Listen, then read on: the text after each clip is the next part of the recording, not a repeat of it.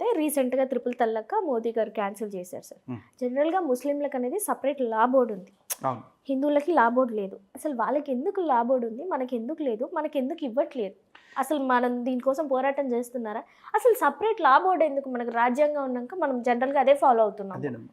ముస్లిం law board, personal law board ఏదైతే ఉందో, హ్మ్. లా బోర్డు దేని ఆధారంగా నడుస్తుంది హ్మ్. అంటే ఖురాన్‌లో చెప్పబడ్డ వాళ్ళకి చట్టపరమైన అంశాలు ఏవైతే ఉన్నాయో వాటిని ప్రధానంగా తీసుకుని నడుస్తూ ఉండేది. హ్మ్. అవునా?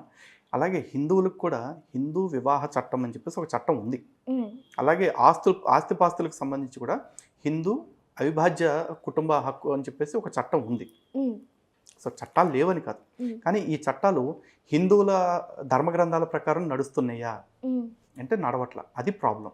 ఓకే. ఎందుకంటే ఈ రోజున ఇప్పుడు ఇస్లాం ప్రకారం చూసుకుంటే హ్మ్. వివాహం ఉంది. హ్మ్. అలాగే విడాకులు ఉన్నాయి. అవును. కానీ హిందూ గ్రంథం ప్రకారం హ్మ్. వివాహం తప్ప విడాకులు అనేది మన దానిలో లేవు. హ్మ్. జనరల్ కానీ కోర్ట్‌లో విడాకులు తీసుకుంటాం. ఇచ్చేటప్పుడు ఈ కోర్టు కూడా ఎలా ఇస్తుంది? హిందూ వివాహ చట్టం ప్రకారం అని చెప్పేసి అంటుంది. హ్మ్. అది హిందూ వివాహ చట్టం అని ఎందుకు పెట్టాలి అసలు? అంటే హిందూ వివాహ చట్టం అయితే హిందూ ధర్మ గ్రంథాల ప్రకారం ఉండాలి. హ్మ్. హిందూ ధర్మ గ్రంథాల ప్రకారం వివాహానికి విడాకులు లేవు. హ్మ్. ఇష్టం ఉన్నా లేకపోయినా ఒక్కసారి చేసుకున్నారంటే కలిసి ఉండాల్సిందే. హ్మ్. ఎందుకంటే అలా కలిసి ఉండటం ప్రాక్టీస్ చేస్తే ఈ రోజు విభేదాలు వచ్చినా ఆవేశంలో డెసిషన్ తీసుకోకుండా కొద్ది రోజులు ఉంటే మళ్ళీ వాళ్ళు కలిసిపోతారు. హ్మ్. మన సనాతన ధర్మం భారతదేశంలో కుటుంబ వ్యవస్థకి మూలమే వివాహం కదా. హ్మ్. అటువంటి వ్యవస్థని చిన్నాభిన్నం చేస్తున్నారు. అంతే తేడా. మన గ్రంథాల ప్రకారం లేదు. వాళ్ళ గ్రంథం ప్రకారం నడుస్తుంది. హ్మ్. చట్టం లెక్క. హ్మ్. ఇంకొకటి వక్ఫ్ బోర్డ్ బ్రిటిష్ కాలం నుంచి ఉంది కదా సార్. మరి మనదేంటంటారు? లేదమ్మా, వక్ఫ్ బోర్డ్ అనేది బ్రిటిష్ కాలం నుంచి లేదు. హ్మ్. స్వతంత్రం వచ్చిన తర్వాతనే పెట్టారు. ఓకే. సెపరేట్‌గా. పాకిస్తాన్ సపరేషన్ అయిన తర్వాత హ్మ్. పాకిస్తాన్‌లో ఉండే చాలామంది హిందువులు భారతదేశానికి పారిపోయి వచ్చారు. హ్మ్. ఎందుకంటే తరిమి కొడితే పారిపోయి వచ్చారు. హ్మ్. కానీ భారతదేశంలో ఉన్న చాలామంది ముస్లిమ్స్ ఇక్కడ మనం తరమకపోయినా సరే వాళ్ళు పాకిస్తాన్ వెళ్ళి ఉండటానికే సిద్ధపడ్డారు. హ్మ్. ఎందుకంటే మతరాజ్యం కాబట్టి మతపరమైన హక్కులు కోరుకున్న వాళ్ళందరూ వెళ్ళిపోయారు. హ్మ్. అలా వెళ్ళిపోయేటప్పుడు వాళ్ళు ఇక్కడ విడిచిపెట్టేసిన ఆస్తులు ఏవైతే ఉంటాయో హ్మ్. ఈ ఆస్తిపాస్తులన్నింటినీ కూడా ఏం చేయాలి? హ్మ్. న్యాయంగా అయితే ప్రభుత్వం తన పరం చేసుకోవాలి. హ్మ్. ఎందుకంటే పాకిస్తాన్ నుంచి వచ్చేసిన హిందువుల ఆస్తులన్నీ అక్కడ హిందువులకు పంచారా? లేదుగా. కానీ లేదు. ఇక్కడ ముస్లింల ఆస్తులన్నింటినీ కూడా ప్రభుత్వాలు ఆక్రమించుకోవటం, సాటి హిందువులు ఆక్రమించుకోవటం చేయకుండా హ్మ్. వక్ఫ్ బోర్డ్ అనేది ఒకటి పెట్టేసి, ఆ వక్ఫ్ బోర్డు పరిధిలో పెట్టేసి ఇవన్నీ ముస్లింల ఆస్తులు ముస్లిం కార్యక్రమాలకే వినియోగించాలి అని చెప్పేసి అన్నారు. హ్మ్. ఇలా చూసుకుంటే సుమారు 9,70,000 ఎకరాల భూములు భారతదేశంలో వక్ఫ్ బోర్డుకి ఉన్నాయి. హ్మ్. కానీ ఈ రోజున ఒక్క ఆంధ్రప్రదేశ్ రాష్ట్రంలోనే సుమారు 4,69,000 ఎకరాల దేవాలయాల భూములు ఉన్నాయి. హ్మ్. కానీ ఈరోజు మన దేవాలయాల కంట్రోల్లో రిజిస్టర్లో ఉన్న భూములు ఎంతో తెలుసమ్మా? హ్మ్. 1,50,000 ఎకరాలు. ఈ 1,50,000 ఎకరాలకు కూడా డాక్యుమెంట్ ఉంది తప్ప హ్మ్. వాటికి స్వాధీనం వేరే వాళ్ళ స్వాధీనంలో ఉంది. హ్మ్. మరి మన భూముల్ని ఎవడో కాపాడలేదే. ఈ దేశపు హిందువుల ఆస్తులకి, హిందువుల భక్తికి, హిందువుల విశ్వాసాలకి, మనోభావాలకి ఎక్కడా విలువ లేదుగా. హ్మ్. కానీ వాళ్ళ ఆస్తుల్ని మాత్రం అప్పటి నుంచి పరిరక్షించుకుంటా ఇప్పటికి తీసుకొచ్చారు. హ్మ్. చివరికి ఆ వక్ఫ్ బోర్డు ఇప్పుడు ఎలా తయారైపోయిందంటే అక్కడ మ్యారిట్ హోటల్ ఉంటే మ్యారిట్ హోటల్ నాదే, వక్ఫ్ బోర్డ్‌దే అని చెప్పేసి క్లెయిమ్ చేశారు. అలాగే ఇక్కడ బోయగూడ దగ్గర ఒక కాలనీ ఉంటే ఈ కాలనీ మాదే అని చెప్పేసి అన్నారు. ఓకే. చివరికి తమిళనాడులో తిరుచెందూరు అని ఒక విలేజ్ ఉంది. హ్మ్. ఆ తిరుచెందూరులో 1500 సంవత్సరాల క్రితం నాటి సుబ్రహ్మణ్యేశ్వర స్వామి గుడి ఉంది. హ్మ్. అంటే అంతకంటే ప్రాచీనమైందే. హ్మ్. కానీ 1500 సంవత్సరాల క్రితం నిర్మించిన గుడి ఇప్పటికీ హ్మ్. ఎగ్జిస్టెన్స్‌లో ఉంది.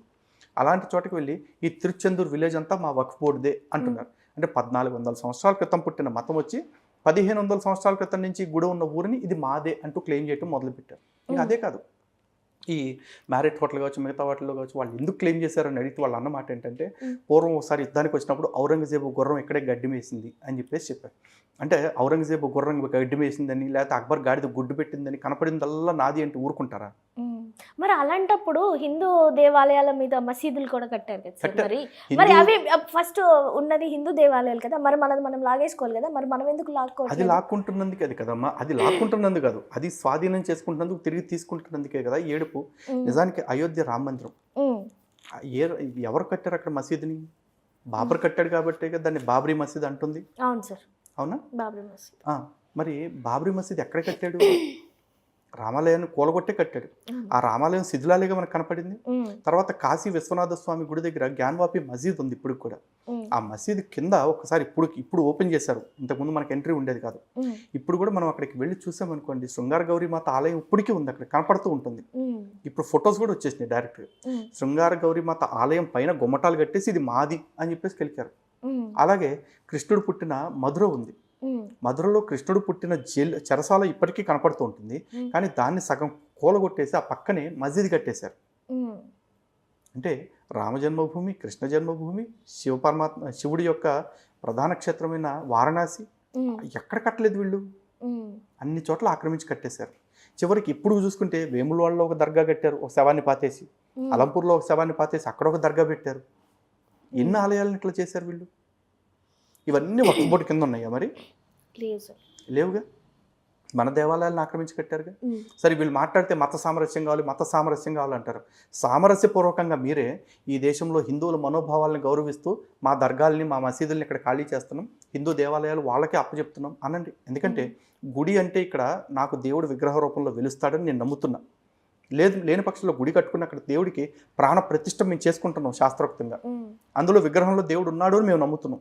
వీళ్ళ ప్రకారం ఇస్లాంలో విగ్రహారాధన ఉందా? విగ్రహంలో దేవుడు ఉన్నాడా?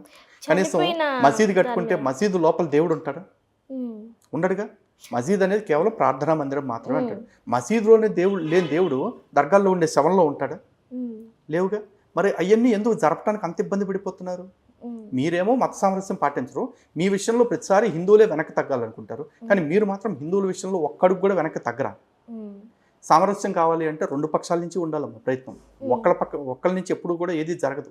సో మన వాళ్ళు అంటే మనవి లాక్కోవడానికి మనకి సపోర్ట్ లేకనా, లేకపోతే ఏ విధంగా ఇంకా అదే కనిపిస్తూనే ఉంది వెళ్తా ఉంది? ఇది నాట్ జస్ట్ సపోర్ట్ ఒకటే కాదమ్మా. మన వాళ్ళు చాలా మంది ఎట్లా ఉంటారు అంటే ఎందుకు వచ్చిన వివాదాలు అన్న ఉద్దేశంతో ఉంటారు.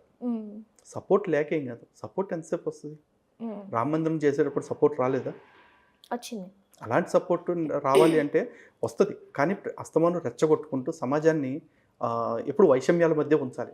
అలా ఉంచడం ఇష్టం లేక చర్చల ద్వారా ఎంతవరకు పరిష్కారం ఉంటుందా అని ఆలోచిస్తున్నారు.